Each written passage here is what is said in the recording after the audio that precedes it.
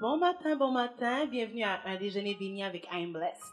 Donc, comme chaque épisode, nous allons partager ensemble un bon déjeuner après avoir pris un moment pour remercier le Seigneur pour nous avoir gardés, nous avoir protégés durant toute cette nuit, après avoir pris le temps de préparer les enfants pour l'école, si nous avons des enfants, ou de se préparer soi-même pour l'école ou le travail, peu importe notre situation de la vie, on a tous besoin de prendre un bon petit 30 minutes pour manger un bon déjeuner, pour démarrer la journée sur le bon pied.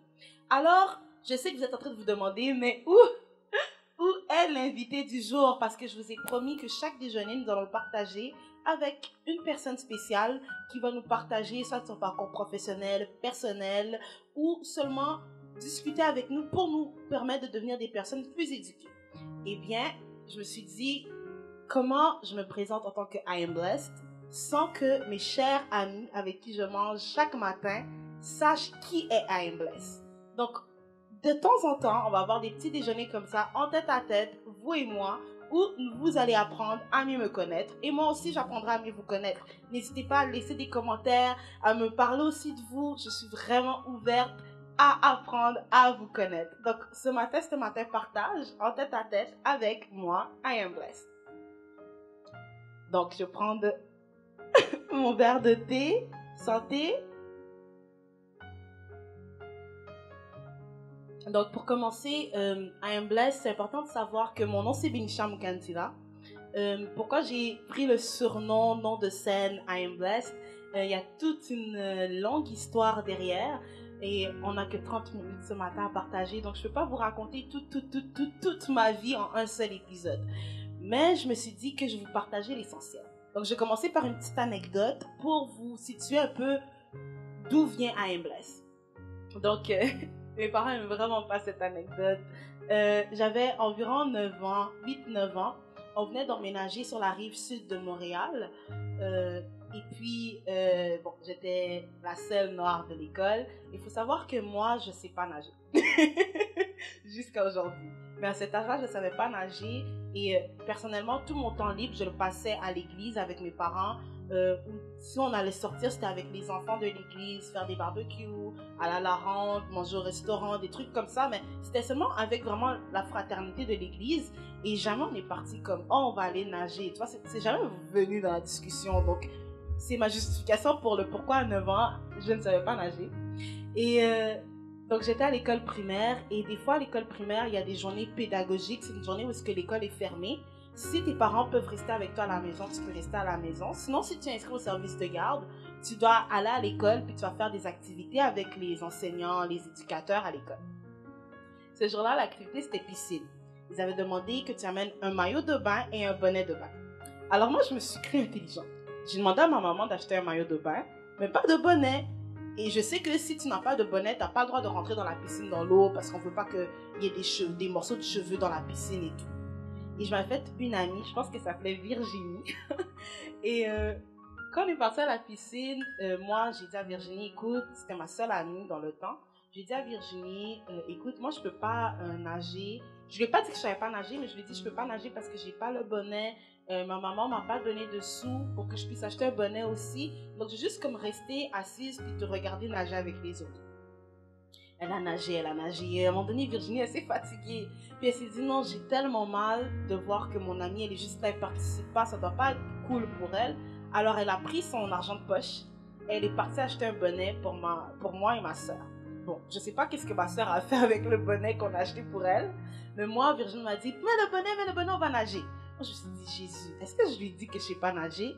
Et j'étais là, je me posais plein de questions. Je me disais, bon, c'était une nouvelle école pour moi, j'ai pas beaucoup d'amis, on était encore en début d'année scolaire. Elle était ma seule amie dans le temps. J'ai évalué comme toutes les options, puis j'étais comme, ok, vaut mieux pas lui dire que je sais pas nager, c'est sûr qu'elle va se moquer de moi, puis peut-être qu'elle voudra plus être mon amie. Donc j'ai dit, ok, allons nager dans la piscine pas creuse pour les enfants.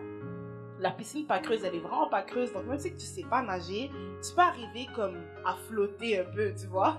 Donc je suis rentrée dans la piscine pas creuse, mais Virginie était comme, non, nous on va avoir 9 ans, on n'est pas des bébés, on peut pas aller nager avec les 5-6 ans et tout, faut qu'on nage dans la piscine creuse pour les grands. J'étais comme, oh my god, est-ce que je lui dis? Alors, j'ai décidé de continuer avec mon petit mensonge. J'ai dit, ok, on va aller dans la piscine pour les grands. Et là, il y avait comme une glissade, là, un grand toboggan qui était mauve. Et elle a dit, on va passer dans le toboggan, là, on va glisser. Et après, tu vas comme faire un saut dans l'eau. J'ai dit, ok, pas de problème, vas-y d'abord, je te rejoins. Et elle l'a fait. Et quand elle était dans l'eau, elle m'attendait, viens. Là, je monte les escaliers. Pendant que je montais, je me disais, Seigneur, est-ce que je dois lui dire que je ne sais pas nager? Est-ce que je dois lui dire? Je dis, bon, je vais me lancer pareil. Ça ne doit pas être si difficile que ça, nager. Je les vois, ils font seulement faire ça. Donc, moi aussi, je vais y arriver. Et là, je monte et tout, je glisse et je saute. Et j'ai failli mourir. Comme, à ce moment-là de ma vie, j'ai failli mourir. Et j'étais dans l'eau, je ne savais pas nager, j'étais en train de pratiquement me noyer. Et j'ai vu comme un fil mauve dans l'eau. Je pense que c'était le fil qui était attaché à la glissoire. Et j'ai tenu le fil et c'est comme ça que j'ai réussi à me sortir de l'eau. Ils étaient déjà en train d'appeler le maître nageur. Quand je suis sortie, le maître nageur était là, les professeurs et tout. Et tout le monde a commencé à m'engueuler. Mais comment t'as pu faire ça? Puis c'est là que j'ai dû comme avouer que je ne savais pas nager. Donc, ça, c'est ma première petite anecdote, juste pour vous mettre un peu en situation de comment I Am Blessed est né. Et il faut savoir, comme je l'ai dit, j'étais la seule noire de l'école à partir de ma 2e année primaire. Mais ça m'a suivi jusqu'à, je pourrais dire même jusqu'à maintenant. Je suis pratiquement une minorité visible. Et c'est quand j'ai emménagé dans la rive sud que je pense que dans ma vie, j'ai commencé à comprendre l'importance de c'est quoi être une minorité visible. Donc, le fait que j'étais la seule noire, déjà même dans notre boulevard, on n'était pas beaucoup noirs là. Donc, mes cheveux étaient différents. Tu vois, nous, on met des tresses et tout. Nos cheveux ne sont pas faits pour ce climat. Donc, tu dois mettre des coiffures protectrices pour protéger tes cheveux. Donc, j'avais des tresses. Mes tresses tombaient. C'était drôle pour les enfants. Le fait que je suis noire, que la paume de mes mains est blanche, c'était drôle pour les enfants. Et une chose aussi qui était très, très drôle pour les enfants, c'était mon nom. Benisha Mukandila. Moi, c'était comme toute une blague. Et surtout que on était, je pense, 3 familles noires dans toute l'école. Alors, mon père, il est très fier de ses racines africaines. Il est fier de où il vient. Il est fier de la personne qu'il est. Alors, il n'était pas gêné de venir avec des boubous. Et puis, je pense qu'il avait acheté des sandales, je pense, au Nigeria, là. C'était comme des sandales, je ne sais pas c'était fait en quoi. Mais c'était comme elles étaient comme ça, les sandales. Mais tu voyais vraiment que ce n'était pas des sandales qui s'étaient faites au Québec. Alors, quand on le voyait avec le boubou, et puis il arrivait et il criait en lingala, il n'avait pas honte. Et moi, j'étais comme, oh mon Dieu, déjà tous ces gens-là, ils rient de moi parce que je suis noire, ils rient de mon nom, ils rient de mes cheveux, nanana. Mon père, il arrive, je veux dire, mes parents, ils se démarquaient des autres, tu ne pouvais pas les moquer. Alors, tout ça, ça me mettait comme mal à l'aise. À un point que moi, j'ai développé une passion pour l'écriture et la lecture. Une passion très forte. Je veux dire, je dévorais des livres. C'était à un point que je pouvais ne pas manger pour lire. Puis, quand j'ai développé ma passion, la plupart des livres que j'ai lus, je ne lisais pas des livres du genre Kirikou. Je lisais des livres avec Aurélie Laflamme, Jessica Desjardins, Mélissa Tremblay. C'était tous des noms comme ça, c'est des personnages comme ça. Quand j'ouvrais la télé aussi, à la télé québécoise, ne vous dites pas que c'est comme la télé que tu vois aux États-Unis, où est-ce que tu vois les Beyoncé et tous ces gens-là. Comme, je pense même pas que j'ai un acteur noir québécois en tête. Non, j'en ai pas. Et puis même quand ils sont noirs, ils sont pas comme noirs genre montagne là. C'est comme, ils sont très clairs, pratiquement métis. Donc non, j'avais pas de figure même à la télé québécoise, même journaliste. La seule journaliste noire que j'ai connue, elle était à la météo. Puis pour la voir, il fallait que tu ouvres la chaîne de météo. C'était pas comme les nouvelles informations normales où est-ce qu'il y a un segment de météo, tu la vois, non. Il fallait que tu ailles dans la chaîne spécialisée pour la météo pour la voir. Donc, c'est juste pour vous mettre en contexte que les seuls noirs que je fréquentais étaient à l'église. Puis sinon, à l'école, dans ma vie extérieure, à la télé, à la radio, peu importe, les noirs n'existaient pas. Alors, quand j'ai commencé à écrire, tous mes personnages étaient des blancs. Et c'était comme si, pour moi, c'était comme une occasion de me réinventer pour une meilleure version. Et pour moi, l'idée d'une meilleure version à l'époque, c'était une version blanche, avec les cheveux non crépus, des longs cheveux soie, comme on dit, avec les yeux bleus ou les yeux verts, qui s'appelle Desjardins, qui s'appelle Tremblay. Pour moi, c'était ça une meilleure version à l'époque. Donc, ces deux anecdotes, je pense que ça peut vous donner un peu une image de où est né I Am Blessed. J'avais vraiment un énorme manque de confiance en moi. Même le fait que j'avais peur de dire à mon ami que non, je sais pas nager et tout, ça peut paraître anodin ou enfantin, on va se dire, ah, elle a fait ça à cause de l'âge, mais c'est parce qu'à cet âge-là, je ne croyais pas que j'avais assez de valeur pour dire, pour assumer entièrement qui je suis, et qu'en assumant entièrement qui je suis, les gens autour de moi seront capables de m'aimer. Je me disais, il faut que je fasse des trucs pour leur faire plaisir. Il faut que je me mette dans leur masse, je fonds dans la masse pour faire plaisir aux gens. Je me disais, la raison pour laquelle tout le monde se moque de moi, ça c'est aussi un autre truc que je veux vous dire, mes amis du déjeuner béni, quand Dieu te bénit, quand Dieu t'appelle à faire quelque chose, si on regarde l'histoire de Joseph, il était l'étoile de la famille. Au travers de lui, sa famille allait devenir des gens importants. Et parce que Joseph, il avait quelque chose que Dieu a mis en lui, parce qu'il avait cette grâce de Dieu, même ses propres frères le piétinaient, l'insultaient, et partout où est-ce qu'il allait, il vivait des difficultés. Et moi, souvent, j'étais enfant, j'avais comme 8-9 ans, et je me disais seulement tout le temps, pourquoi moi? Et je me disais, ben, c'est seulement parce que je suis noire, c'est seulement parce que je m'appelle Benisha, c'est seulement parce que j'ai un écart entre les dents, c'est seulement parce que je suis petite de taille, c'est seulement parce que je suis trop mince, c'est seulement parce que je suis trop grosse. Je mettais toujours que c'est de ma faute. Souvent, les gens qui manquent d'estime ont comme un sentiment de culpabilité, et c'est ce que j'avais.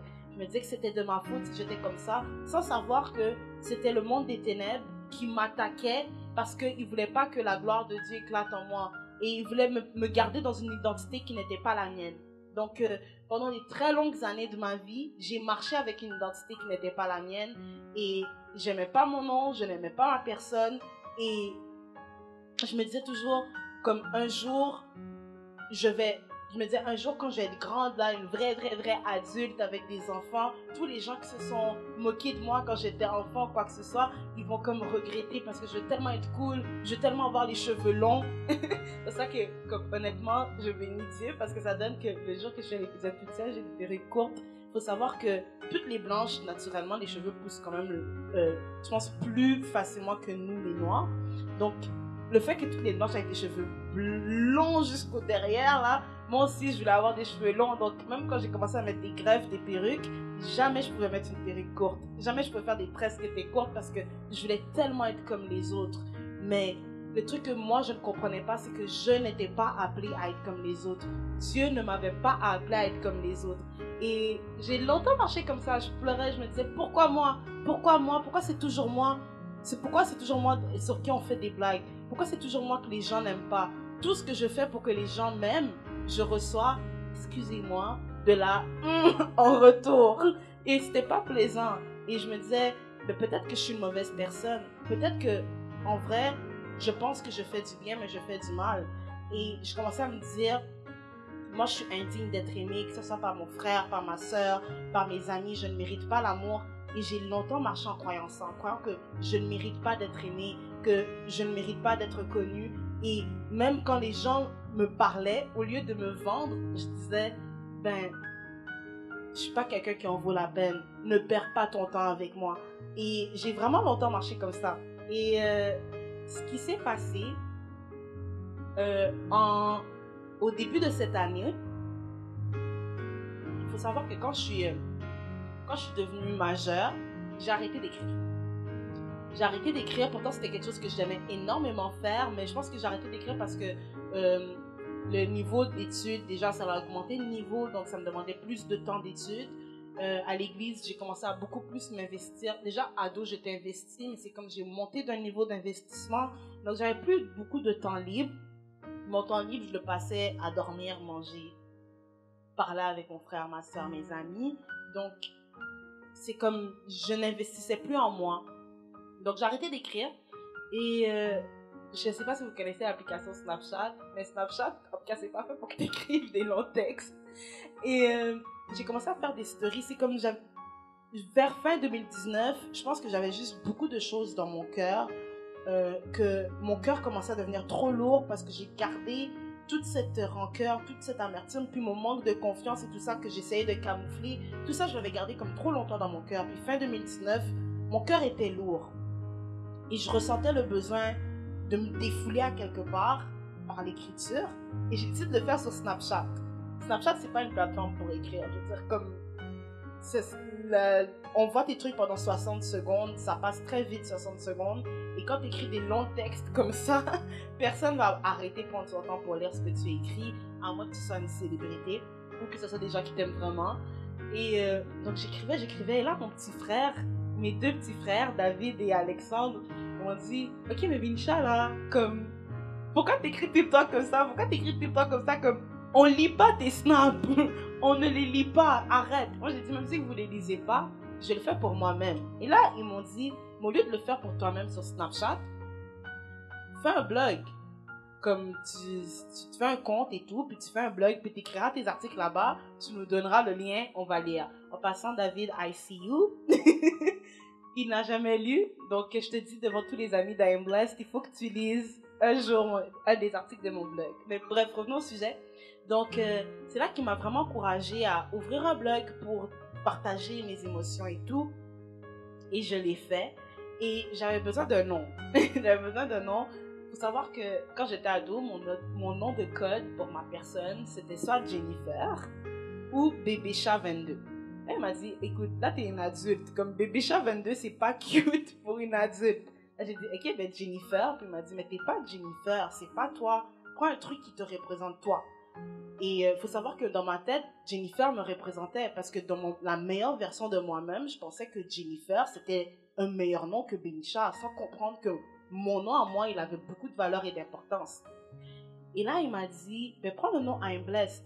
Ton nom, c'est Binsha, qui veut dire bénédiction. Mon nom est dans la langue de mon papa, qui est le Chiluba. Et ça veut dire bénédiction dans sa langue. Et il m'a dit, prends bénédiction, tu sais, prends I Am Blessed, parce que ton nom, c'est bénédiction. Et quand on prononce ton nom, c'est comme tu attires la bénédiction sur ta vie. Donc, tu es béni, donc I Am Blessed. Là, j'ai dit, ok, c'est un beau nom.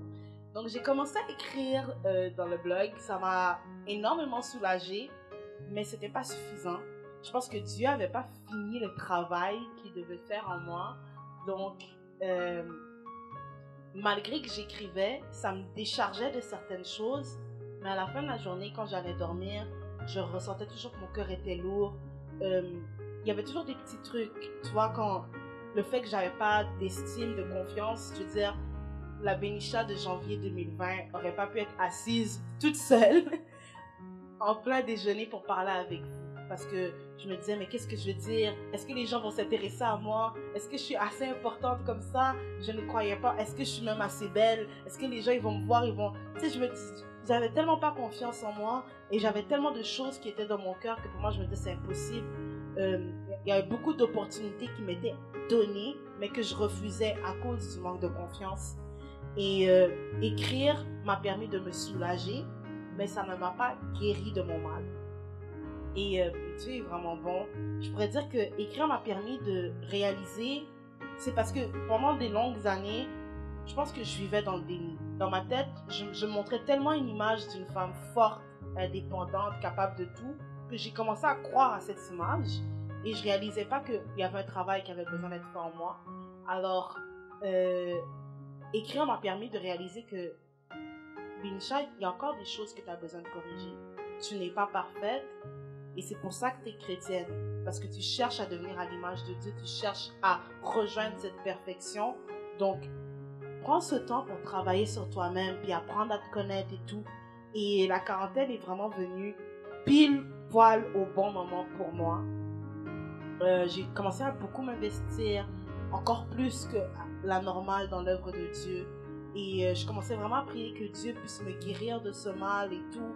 Et je savais comme pas par où commencer parce que je savais que oui, dans le passé, on m'a beaucoup piétiné, on m'a beaucoup écrasé. Mais je me disais, j'avais 9 ans, j'avais 8 ans, j'avais 15. Tu sais, c'était avant. Oui, même si que dans le présent aussi, certaines personnes me piétinaient parce que je le laissais me piétiner. Mais je réalisais pas pourquoi, qu'est-ce que je devais faire avec ça. Je me disais seulement, ok, peut-être commencer à me regarder dans le miroir et me dire, tu es belle, Binsha, tu es capable, me dire des paroles d'encouragement. J'essayais plusieurs petits trucs, mais ça m'amenait pas cette paix intérieure absolue. Et je pense que c'est au mois de juin, il y a eu le décès de George Floyd par le policier qui a mis son genou sur sa nuque jusqu'à ce qu'il ne soit plus capable de respirer. Ça l'a bouleversé le monde entier. Ça l'a bouleversé mon monde aussi. Je suis quelqu'un qui est très sensible à tout ce qui est social. Alors ça m'a énormément bouleversée. Et à l'école des dimanches, je suis enseignante, on a décidé de parler de ce sujet. Et même avec la jeunesse, on s'est dit c'est un bon moment pour éduquer nos jeunes sur c'est quoi le Black Lives Matter, pourquoi c'est important et tout, parce que oui, ils sont des enfants de Dieu, mais ils sont des Noirs aussi, et ils vont vivre certaines réalités à l'école, donc ils ont leurs grands frères dans la jeunesse pour les encadrer.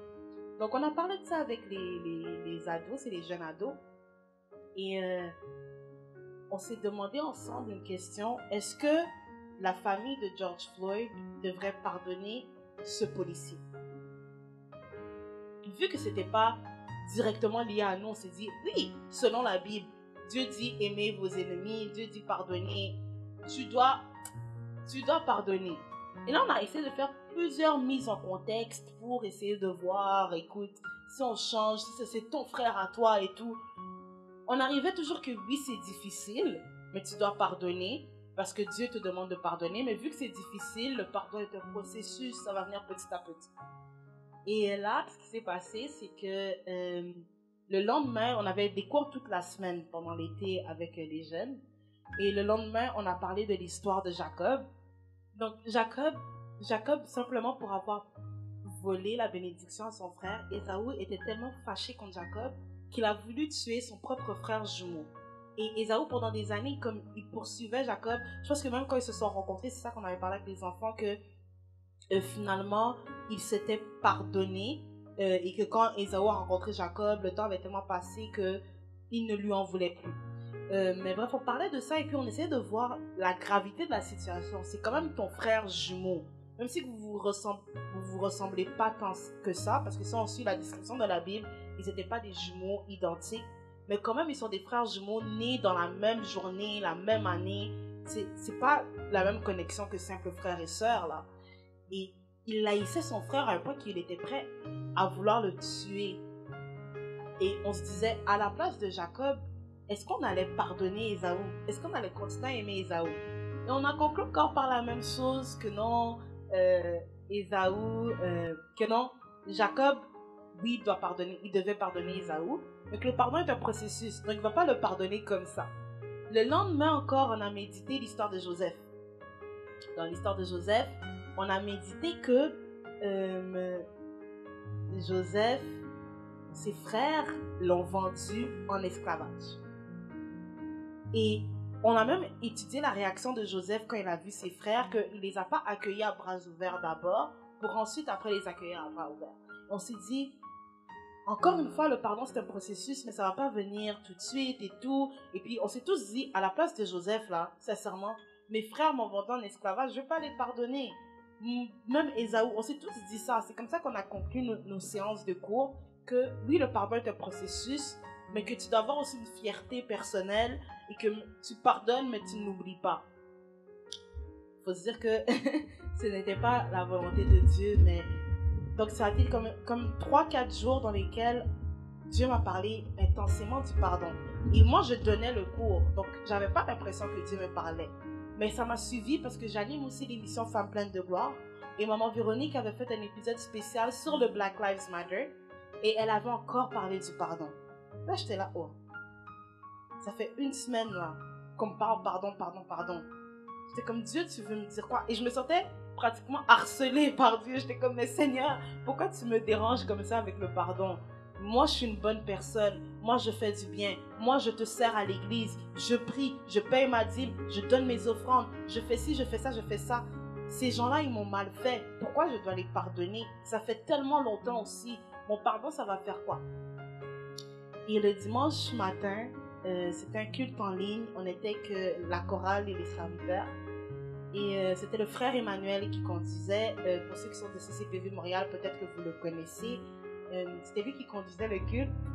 Et ce matin-là, il a commencé d'abord, on va remercier le Seigneur. Et moi, je m'attendais qu'après, comme requête, je me disais, soit il va demander qu'on prie pour le Saint-Esprit, ou il va laisser la chorale faire son travail et chanter. Et à ma grande surprise, le frère Emmanuel, il a dit, on va demander pardon au Seigneur pour nos péchés. Là, j'étais comme, ok. Et après, il a dit, et on va demander au Seigneur de pardonner tous ceux qui nous ont fait du mal. Il faut savoir aussi que pendant la semaine, avec les enfants, j'avais lu un verset qui disait, c'est bien facile pardonner les gens qui nous font du bien. Même les païens le font. C'est facile aussi faire du bien à quelqu'un qui te fait du bien. Mais quand tu arrives à pardonner quelqu'un qui te fait du mal, ou que tu arrives à faire du bien à quelqu'un qui te fait du mal, c'est là qu'on voit vraiment que tu es à l'image de Christ. Et c'est ça qui fait la différence entre un chrétien et un païen. Et ce verset m'avait énormément troublé. Et quand le frère, il a exactement pris ce même verset pour appuyer sa requête, j'ai dit, Seigneur, qu'est-ce que tu veux me dire? J'étais comme figée. J'étais comme, mais non. Et là, le pasteur, pendant la prédication, il parlait de Jéhovah Rapha, le Dieu qui guérit. C'était le thème de la semaine. Et il a prêché sur la mort de Moïse, quand Josué pleurait Moïse, et que Dieu disait à Josué de se relever. Et moi, personnellement, de mes yeux d'humaine, je ne suis pas pasteur, je ne suis pas homme de Dieu, mais je ne voyais pas de rapport. Mais le pasteur est rentré à partir de là avec les blessures intérieures et il a commencé à prêcher qu'il faut que Dieu guérisse nos cœurs de toute blessure. Et que pour que nous puissions avancer et non pleurer la mort de Moïse, il faut que nous pardonnons tous les gens qui nous ont fait du mal. Et quand le pasteur a dit ça, j'étais clouée.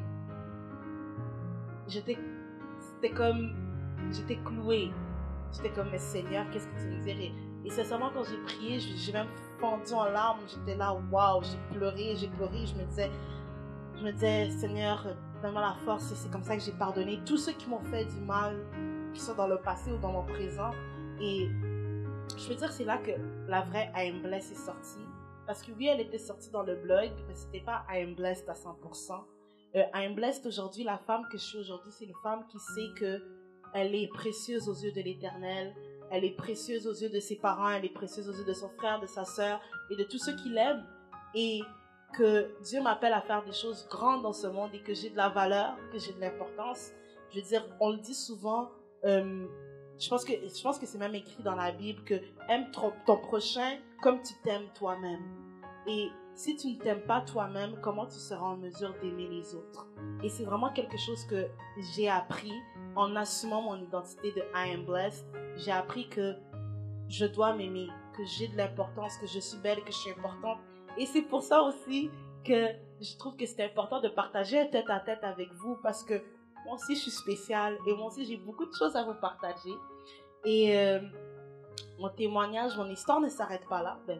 Un de mes témoignages, ça ne s'arrête pas ici.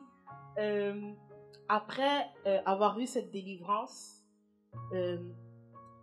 j'avais quelque chose qui me portait vraiment dans mon cœur. Je me disais, je me considère vraiment comme une personne généreuse. J'aime beaucoup donner de ma personne, aider les autres. Et je me disais, il y a beaucoup de jeunes filles que je connais juste dans mon entourage qui sont belles, qui sont talentueuses, qui sont fortes, mais qui ne se valorisent pas, qui pensent qu'elles ne valent pas la peine. Et je me suis dit, j'aimerais pouvoir aider ces jeunes filles aussi à réaliser leur valeur. Mais mon blog n'est pas vraiment connu, alors je me disais, comment je vais faire d'un autre moyen que mon blog ou que mon compte Instagram pour les aider? Et là, je me suis dit, bon, moi j'aime organiser des événements, donc ça pourrait être quelque chose, mais si j'organise mon événement, ça serait à l'église. Et là, je me disais, encore là, ça serait limiter ma vision parce que c'est pas seulement des chrétiennes qui souffrent de ça, il y a aussi des filles païennes qui souffrent de ce genre de choses. Et je me disais, peut-être que je devrais faire un organisme. Mais encore là, je me suis dit, non, déjà, je suis très investie à l'église, je suis très investie dans mes études. Je n'aurais pas tout ce temps-là pour prendre soin d'un organisme. En plus de ça, ça serait une trop grosse charge. Donc, je suis retournée dans mon idée d'événement. Et je me suis dit, non, je pense que je vais faire un événement qui sera ouvert à tous. Peut-être une à deux fois par année. Seul Dieu saura combien de fois ça sera fait. Mais ça sera vraiment, la mise en face, ça sera sur l'estime. Et je me suis dit, il y a des femmes des femmes ou des hommes aussi qui vivent plusieurs traumatismes. Il y a plusieurs choses qui peuvent pousser quelqu'un à perdre son estime. Ça peut être l'intimidation, ça peut être le rejet, ça peut être l'abandon, ça peut être agression physique, agression verbale, agression psychologique, agression sexuelle, ça peut être la grossophobie, le racisme, la discrimination de religion. Beaucoup de choses peuvent pousser quelqu'un à perdre son estime de soi. Et moi, je me suis dit, le focus de cet événement, ça sera vraiment de permettre aux gens de réaliser qu'ils ont de la valeur, qu'ils sont des personnes importantes et qu'ils ont une voix, eux aussi, à apporter, qu'ils méritent d'être vus, qu'ils méritent d'être entendus et qu'ils doivent apprendre à s'aimer d'abord afin que les autres soient capables de les voir et de les entendre. Et que peu importe les événements traumatiques que tu as vécus dans ton passé, ta vie ne se limite pas qu'à ces événements. Ton identité n'est pas ça. Ton identité n'est pas victime de viol. Ton identité n'est pas victime de racisme. Tu as une identité autre que ça. Et c'est de là que mon projet Survivant a vu le jour. Et je bénis vraiment Dieu parce que quand il commence quelque chose, il le fait très bien. Je suis énormément bien entourée. J'ai beaucoup, je les appelle des amis, mais pour moi, c'est pas des amis, c'est ma famille qui me soutiennent, qui sont là avec moi nuit et jour, que ce soit pour prier, que ce soit pour des idées. Je veux dire, je leur dis tout le temps, arrêtez de dire que c'est mon projet parce que pour moi, c'est notre projet ensemble. Parce que sans vous, j'aurais pas été capable de le faire et c'est Dieu qui a mis ces personnes à mes côtés. Donc, je bénis le Seigneur et Dieu n'arrête pas de mettre des bonnes personnes sur ma route pour que ce projet puisse voir le jour. Donc, vous pouvez voir la page Instagram. On a aussi une page Facebook et un site web, Survivant. Et donc, c'est ça. Donc, c'était pour vous expliquer un peu d'où est née I Am Blessed. I Am Blessed, c'était une fille qui hier ne s'aimait pas beaucoup, mais qu'aujourd'hui, elle s'aime un peu trop. Et voilà, c'était tout pour le déjeuner d'aujourd'hui. Donc, j'espère que vous avez bien mangé, vous avez le ventre bien rempli. Et le conseil que je peux vous donner, le conseil du jour, c'est que peut-être le ténèbre t'a donné une identité qui n'est pas la tienne. Comme pour moi, le cas, c'était une identité d'une fille qui ne mérite pas d'être aimée. Et j'ai marché des longues années croyant que c'était mon identité. Et j'agissais en croyant que c'était mon identité. Mais ce n'était pas l'identité que Dieu m'avait donnée. Donc, détache-toi de cette identité qui n'est pas la tienne. Enlève le manteau que le monde des ténèbres t'a donné pour revêtir le manteau de gloire que Dieu t'a donné.